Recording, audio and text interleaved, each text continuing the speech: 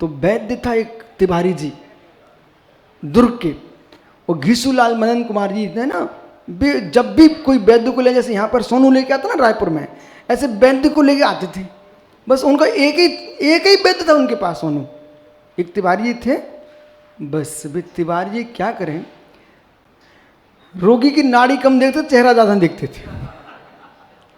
तो सोनू बीमारगढ़ सागर थी यहाँ पर, और आप कन्नू आप ही छोड़ने गए थे कहीं, आप थे साथ में दिल्ली। तो ज्ञानी मालूम क्या हुआ, वो बीमारगढ़ सागर को, विमुख सागर को देखने आए और चेहरा देख रहे बीमारगढ़ सागर का। अब मेरे से बोले वैद्य जी घीसूलाल जी लेके आए, बोले महाराज जी इतने सुंदर सुंदर बच्चे कहाँ मिल जाते आपको। अब जैसे उनने कहा कितने सुंदर सुंदर बच्चे कहाँ मिल जाते उनको, अब एक छुल्लक जी इतने विचित्र निकल पड़े, विचित्र इनका नाम है, विचित्र वे थे। मालूम वो वैद्य जी ने क्या किया, उनका हाथ देख लिया ऐसे, बोले भाई तुम तो बहुत ऊंचे जाने वाले हो। बस उनने हाथ क्या देखा, हाथ क्या देखा, ऊंचे जाने वाले हो। अजय तो झूठे हाथ मत देखना किसी के, बोले हाथ देखा ऐसे, बोले तुम बहुत ऊंचे जाने वाले। अभी बड़े शांति से मेरे साथ रायपुर में वाचना कर रहे थे, बस वैद्य जी ने हाथ क्या देख दिया, वो तो 2 मिनट भी साता नहीं पकड़ी, मुझे तो दिल्ली जाना है। बोले क्यों, बोले तुम्हारे साथ मैं ऊंचा नहीं जा सकता। बोले अब तो मुझे आचार्य विद्यानंद जी महाराज के पास आप छुड़वा दो। हमने भाई समझ, तेरा भाग होगा तो यहीं ऊंचा चला जाएगा। मालूम छुल्लक जी क्या बोले विश्वसागर जी, बोले मेरी सब समझ में आ रहा है। हमने क्या आ रहा है, बोले आप जैसे बड़े बड़े साधु बैठे विराट सागर जी पास, और तुम लोगों के चक्कर में हम आचार्य नहीं बन पाएंगे। चुल्लक जी बोले बड़े आत्ता जी, बोले आप जैसे लोग बैठे हैं और मैंने सुना आप मना कर देते हो। आचार्य विराट साहब जब भी बोले पद दे रहा हूं तो आप मना कर देते हो, पता नहीं आप कब लोगे पर मेरा नंबर कब लगेगा। हमने ज्ञानी तू विश्वास मान, यदि भाग्य है तो आदिवासी भी राष्ट्रपति बन जाता है, और भाग्य नहीं है तो ब्राह्मण पुत्र भी घूमते रहते हैं। इसलिए आपको पुण्य पर विश्वास होना चाहिए। जब उन्होंने बहुत कहा, हमने तो टेंशन मत लो, तुम भगना मत, हम तुमको छुड़वा देते। मालूम परिणाम क्या निकला, परिणाम क्या निकला, बेचारे न चुल्लक जी रह पाए, न आचार्य बन पाए, स्वास्थ्य खराब हो गया। इसलिए जीवन में ध्यान रखो, जीवन में ध्यान रखो, वृद्धों की बड़ों की बात मानना सीख लो यदि बड़े होना चाहते हो तो। अपनी डायरी पर नोट कर लेना, बजाता जी ये डायरी पर घर में लिख के टंगवा देना, और वहां लिख के रखना जहां तुम्हारी सबसे कीमती वस्तु रखी हो, और ऐसी जगह रखना जैसे लोग जमीन में धर गाड़ देते ना, तो कभी परिवार के लोग निकालें, बोले हमारे दादा कितनी अच्छी वस्तु रख गए। आप तो चांदी के पर, सोने के, तांबे के पत्र पर लिख के रख देना, जहाँ बहुमूल्य सामग्री वहाँ रख देना। कम से कम जब भी तुम्हारा धन खोलेंगे ना तो साथ में पत्र भी खोल लेंगे। बोले क्या, कि जीवन में बड़े होना चाहते हो तो बड़ों की बात मानना सीखो। इस सूत्र जिसने मान लिया है, विजय विजय हो जाएगी। बढ़ जाते, विश्वास मानो, विश्वास मानो। मैंने इतनी सीखा है मात्र, और कुछ नहीं। सास तो बहुत बाद में पढ़े, पहले मैंने मात्र इतना पढ़ा हुआ है। जो बड़ों की बात मानता है वो बड़ा हो जाता है। इसलिए जीवन में महानता चाहते हो, बड़प्पन चाहते हो तो मेरे मित्र बड़ों की बात मानना सीख लो। ज्येष्ठ कहें, श्रेष्ठ कहें, तुम कितने श्रेष्ठ हो, तब भी श्रेष्ठ बात ज्येष्ठों की मान लेना चाहिए। और जब जब अहंकार आए तो अपने अपने पिताजियों की याद करना, और जब जब मेरे मित्र मन में हीनता है तब भी पिताजी की याद कर लिया करो। बड़ों की बात कभी टालना मत, बड़ों की बात टालना मत। चाहे सरवार सागर हो, चाहे साम हो, सदैव समत, सद्भाव सहज। यानी इन सभी मुनिराजों से कहना है, तुम इतने स्थान तक पहुँचे हो तो गुरु की बात मानी है, इसलिए यहाँ तक आ गए, और यदि प्रभु की बात मान लोगे पूरी, तो मेरे मित्र वहीं पहुंचोगे जहां प्रभु बैठेंगे। विश्वास मानो, विश्वास मानो। दीवार को नहीं दिखता मैं सीधी की टेढ़ी, दीवार को नहीं दिखता मैं सीधी हूं कि टेढ़ी, शिल्पकार देखता गुनिया डाल के, शिल्पकार देखता गुनिया डाल के। शिष्य को नहीं दिखता है मैं सीधा हूं कि टेढ़ा, गुरु देख लेते हैं गुनिया डाल के। बिराजो भैया, कभी पिता की बात को मत टालना। बे पुण्यात्मा जीव है पारस पापड़ीवाल जी भैया, पारस भैया, पारस भैया पुण्यात्मा जीव हैं। तुम्हारा बेटा भी सुन रहा होगा कहीं बैठा। बे पुण्यात्मा जीव हैं जिसके सिर पर पिता का हाथ रखा हुआ है, और मेरे मित्र स्वयं पिता बनने के बाद भी पिता सलाह दे रहा हो, उसे बड़ा भाग्यवान कौन हो सकता है। कहीं वृद्ध पिता को देख करके अहो विवाहो ये मत सोच लेना ये बुढ़ऊ कब तक जिएंगे, हमारा समाज में एक नाम कब चल पाएगा। ए मत सोच बेटा कि ये वृद्ध कब तक जीते रहेंगे, मैं ऊपर आ ही नहीं पा रहा हूं। तुम ये सोचो इनकी छाया में जितने रहेंगे उतने हम शीतलता जी पाएंगे। पान की फसल देखी, पान की फसल, पान की फसल देखी, पान, पान जो तुम खाते पान। बादल, खुले बादल में नीम खड़ा होता है लेकिन कड़वाई होता है। पान कभी खुले आकाश में नहीं फलता। पान के जो पत्ते आ रहे हैं खुले आकाश में नहीं होते, चाहे बनारस के हों, चाहे पंडित जी की शिवपुरी के पाली के हों। मित्र, देश में कहीं के भी पान हो, चाहे आपके छत्तीसगढ़ के हों, पर पान की खेती रितेश खुले आकाश में नहीं होती है, बंद बिया बंद होता है। वो क्या बोलते हैं उसको, बरेरे के अंदर बिल्कुल छा करके, और लबालब पानी भरा रहता है, शीतलता रहती है। पान के बरेरे के सामने से भी निकलो, सामने से निकलो तो ठंडी महसूस होती है। यानी सबके मुख को लाल करके रखता है। चाहे कोई मांगलिक काम कर तो ये पंडित लोग पान मंगाते हैं। वो तुम्हारी शादी होने गई थी पारस भैया, तब भी पान तुमको खिलाया गया था। सबसे पहले क्या हुआ था, यानी देखो ये मत पूछो महाराज जी कहाँ है, मालूम है मेरी शादी नहीं हुई है, नहीं हुई ऐसा मत कहना, मैंने कराई नहीं है। नहीं तो ये कलयुगीय लोग हैं।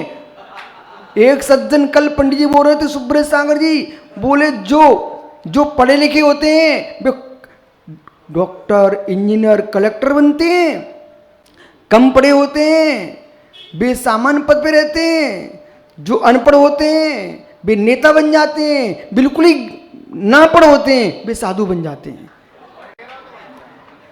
मतलब ऐसा अज्ञानमयी भाषण कर रहा था एक आदमी, उस विचारों को ये मालूम नहीं है तुम एक कह करके क्या कहना चाहते, तुम अपनी बुद्धि की न्यूनता का ख्यापन कर रहे हो। यदि बिना पढ़े लिखे साधु बनते हैं, इन्हें कुछ नहीं बनता है, तो आपने तो हमारे कुंद कुंद समंत्रभद्र जिन्होंने 84 पाउंड गिन लिखो, श्री वीर सिंह स्वामी धवला टीका लिखी हो, पुष्पन भूतपली स्वामी जिन्होंने सठखंडागम जैसे महान ग्रंथ रचो, नेमीचंद सिद्धांत चक्रवर्ती जिन्होंने त्रिलोक सार ग्रंथ लिखा हो, यति विश्वाचार्य स्वामी जिन्होंने त्रिलोक परिणति लिखा हो, सर्वनंदी आचार्य जिन्होंने लोक विभाग जैसा ग्रंथ लिखा हो। मेरे मित्र तुमने क्या कर डाला, भद्रवाह स्वामी, धनसेन स्वामी जैसे महान आचार्यों पर तुमने अंगुली उठा दिए। मेरे मित्र अज्ञानी साधु नहीं बनते हैं, प्रज्ञावंत वैरागी साधु बनते हैं, अल्प अक्षरों के अज्ञानी साधु नहीं बन सकते हैं।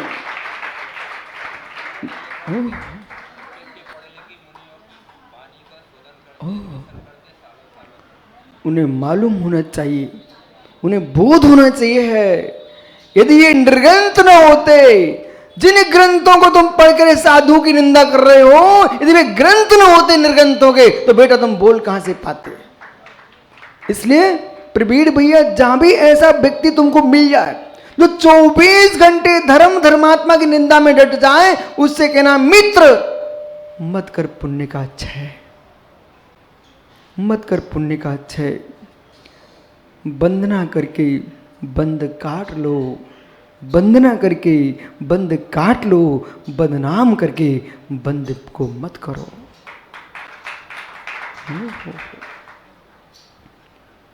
इस प्रकार से एक वक्ता बोल रहा था, मतलब जो कुछ भी पढ़े लिखे नहीं होते ना, वे लोग साधु बन जाते हैं। प्रवीण भैया, कहाँ तक का जीव का सोच चला जाता है। मतलब ये क्यों कहा जा रहा था? इसलिए कहा जा रहा था कि ये इन जैसे आप जैसे लोग समझदार पढ़ लिखे बुद्धिजीवी कहीं साधुओं के पास ना चले जाए।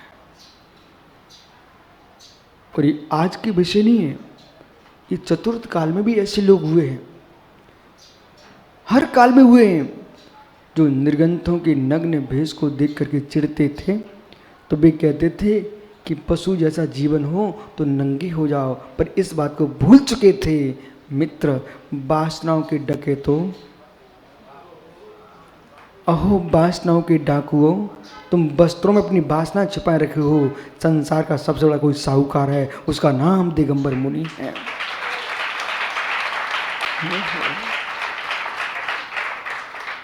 देखो प्रवीण भैया, जगत का कोई प्राणी ही ना, उसको जरा भी काम वासना सताई, कपड़ों में सब ढका हुआ है तुम्हारा, तुम तो चुरा के ले जा रहे हैं अपने आप।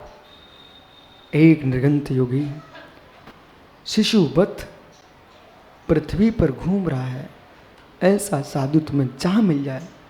क्या नहीं पारस भैया, मित्र तुम्हारा शत्रु भी मुनि बन के क्यों ना आ जाए, तो शत्रु मत कहना, धरती का देवता कह करके उसको प्रणाम कर लेना। विराजो सत्य। महावीर गंगवाल जी, मित्र आपके छत्तीसगढ़ का द्वार है राजनांद दुर्ग। आपको आनंद नहीं आ रहा कि यहाँ पर अच्छा नहीं लग रहा आपको यहाँ पर? अरे रेस कुछ दूर है, थोड़ी देर बाद बोलना आप तो। अच्छा लग रहा है? अच्छा लग रहा है कि दुख लग रहा है? दुख तो नहीं लग रहा है? किस बात का? बोले हमने जो है अपने जीवन में मात्र दया सागर पाठशाला को ही देखा, भूरीबाई पाठशाला को ही देखा, पर हमारे नन्हे मुन्ने युवाओं ने नसिया खड़ी कर दी। तुम्हें बुरा तो नहीं लग रहा?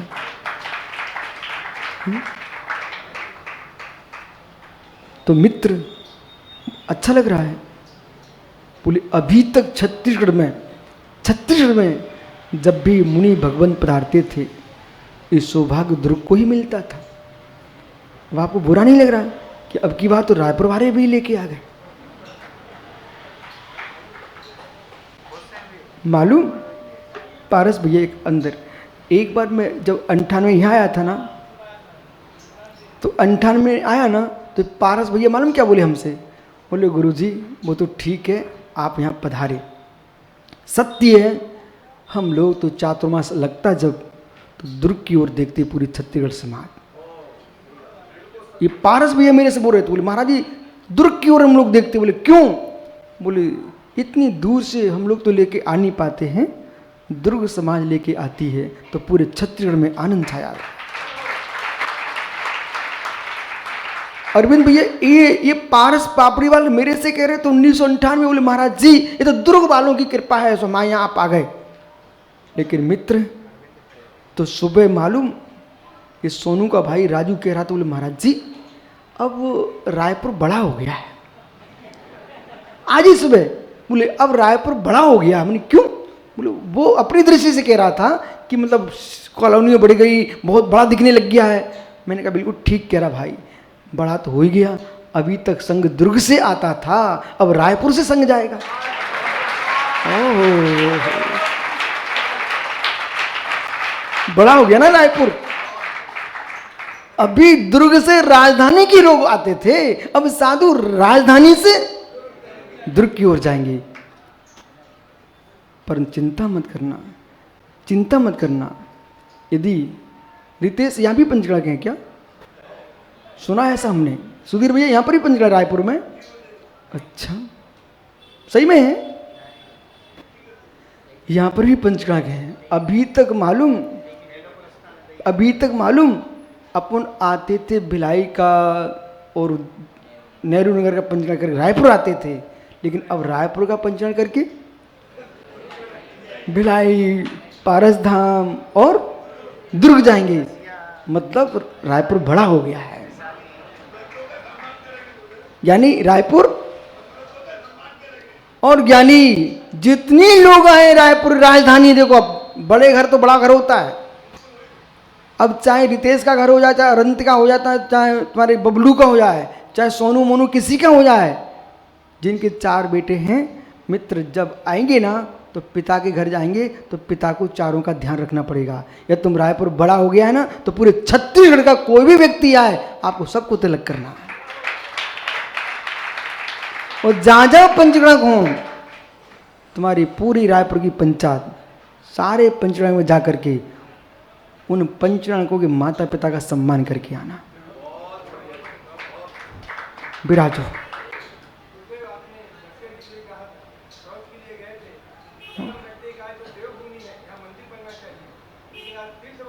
ओहो ज्ञानी महावीर भैया, सबके दिन एक से नहीं होते। मैं 2 ही स्थान पर गया था सुब्र सागर छत्तीसगढ़ में। डूंगरगढ़ में गया, पर्वत के ऊपर चढ़ता गया। किशोर भाई मेरे साथ थे। मैंने कहा पर्वत पर किशोर ध्वजा लेके आ। जैसे उस पहाड़ पर चढ़ा सुब्र सागरी, मेरे सारे शरीर में रोंगटे खड़े हो गए, एकदम नई ऊर्जा उमंग आई। और वहां से एक आवाज ध्वनि दी कि ये जैन तीर्थ। उनके अब चलो ऊपर गए, ध्वजा लगा दिए। दूसरे दिन उनका तुम रायपुर सरकार से पता करो, उसमें ये मध्य प्रदेश था, कि भोपाल मालूम करो ये डूंगरगढ़ क्या है। एक और विमलेश्वरी, दूसरे बौद्ध प्रज्ञगिरी। तो ये खोज करो, मालूम चला वो पर्वत जैन तीर्थ के नाम पर पहले से रिकॉर्ड में था।